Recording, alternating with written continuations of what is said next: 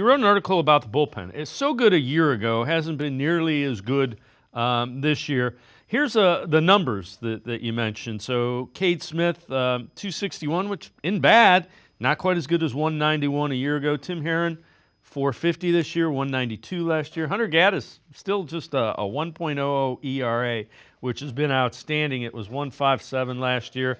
Emmanuel Clase had that really rough stretch, so his ERA is still 4.75. Now, last year it was 0.61.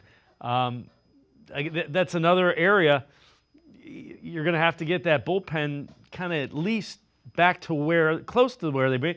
Bullpens are so strange. Hoynesy, those are usually two-pitch guys, and if one of those pitches flattens out or they're not hitting their spot, that's kind of what happens year to year. That's exactly right, David. And these guys were so good in 2024. In talking to Carl Willis, the pitching coach, he said those four guys were about as close to perfect as you could be during the course of the season.